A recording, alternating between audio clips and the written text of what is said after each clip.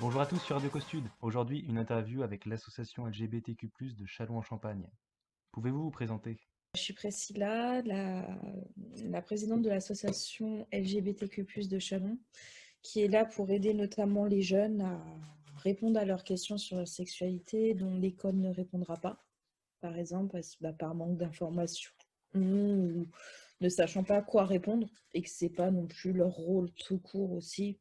Or pour l'infirmière. Et on a pour but en fait d'aider donc les plus jeunes à répondre, à faire médiation avec les parents et à aider aussi les parents qui se posent des questions, par exemple, sur leurs enfants, comment gérer la situation, notamment quand ils sont transgenres, parce que c'est aussi un autre stade, que c'est pas une simple orientation sexuelle, c'est aussi un changement radical de corps en quelque sorte. On est en train de faire des reportages avec France 3 sur l'identité du genre, donc les non-binaires et les transgenres. C'est comme ça que, enfin, je vous avais un peu connu autrement d'ailleurs, mais c'est aussi grâce à ça, parce que j'ai vu quelqu'un qui avait partagé justement une publication là-dessus. Euh, Euh, oui, il y avait François qui avait fait un reportage écrit pour leur Facebook et leur site internet. J'ai l'Union aussi qui a fait. L'Union doit refaire certainement des trucs. Une fois le Covid passé, on communiquera beaucoup avec l'Union.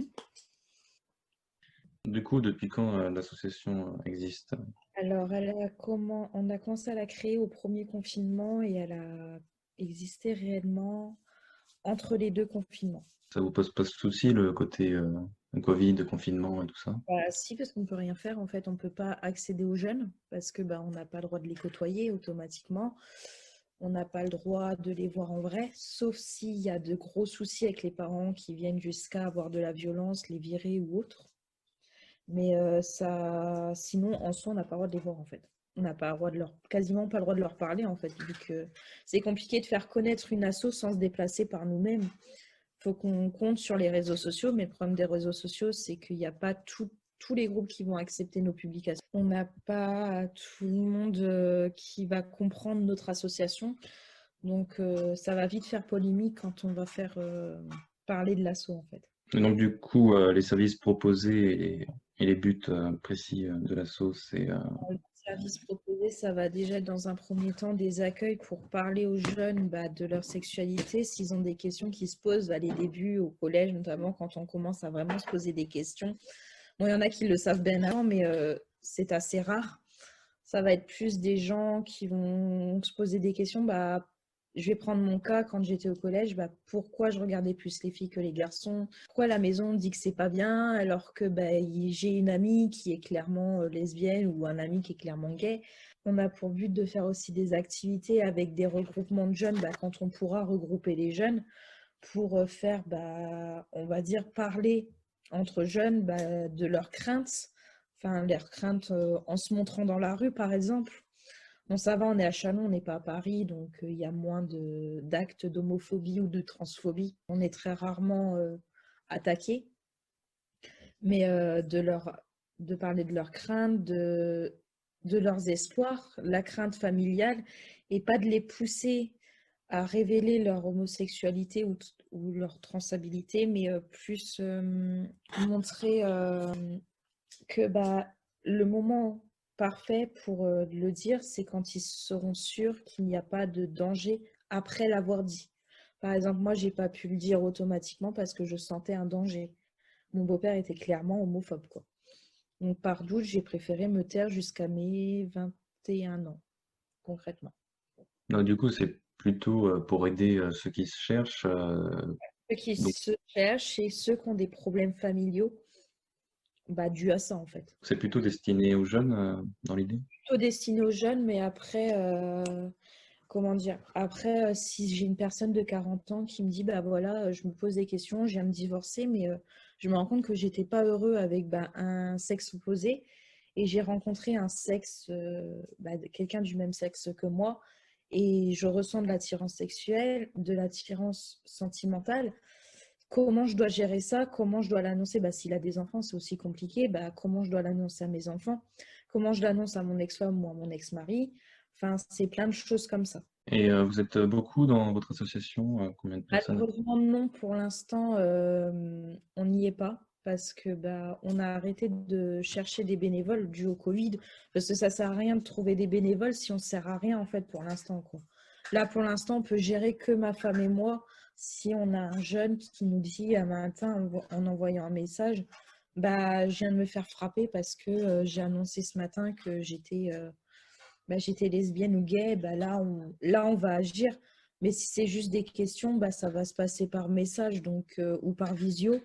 Donc, pareil, avec ma femme, on peut totalement gérer qu'à deux pour l'instant. Et donc, d'où est venu ce besoin de créer cet assaut?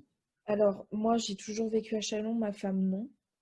Donc, avant que je me mette avec ma femme, je vivais seule dans un tout petit appartement près de la prison. J'étais la seule lesbienne dans ma rue et j'ai été visée par les anti-PMA.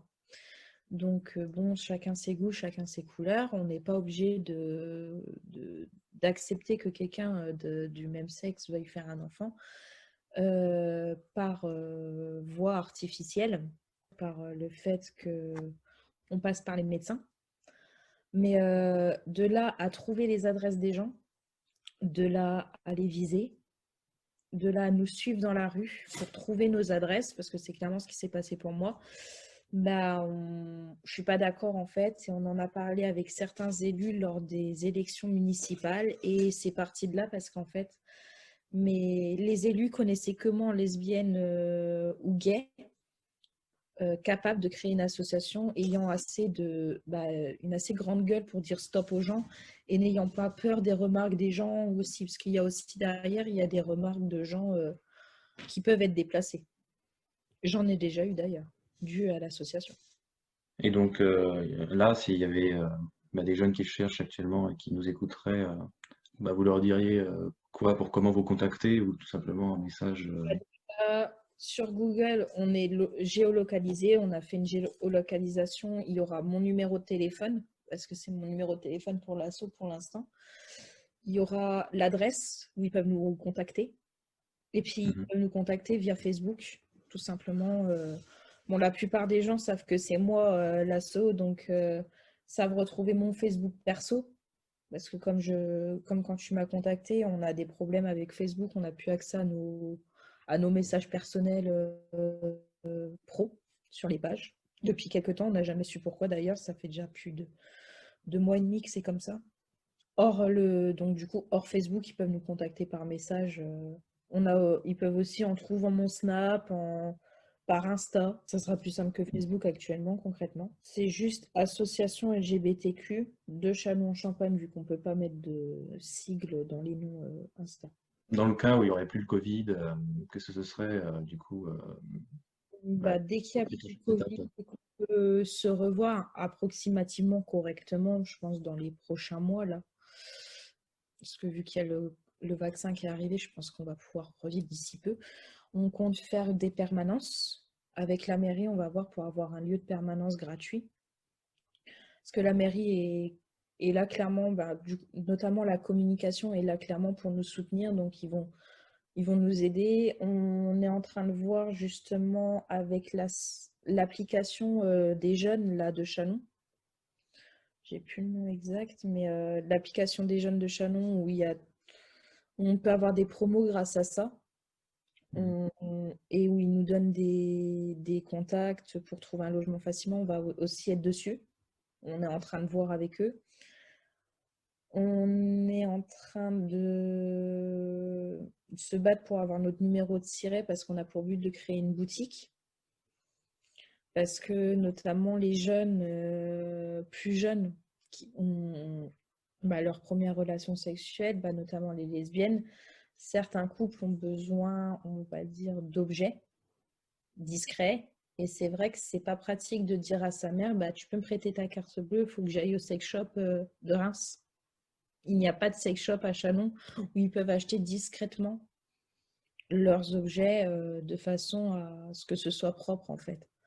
Le but, c'est pas de dire aux jeunes mineurs d'avoir des rapports, mais plutôt s'ils ont des rapports, que ce soit propre, que ce soit sans risque.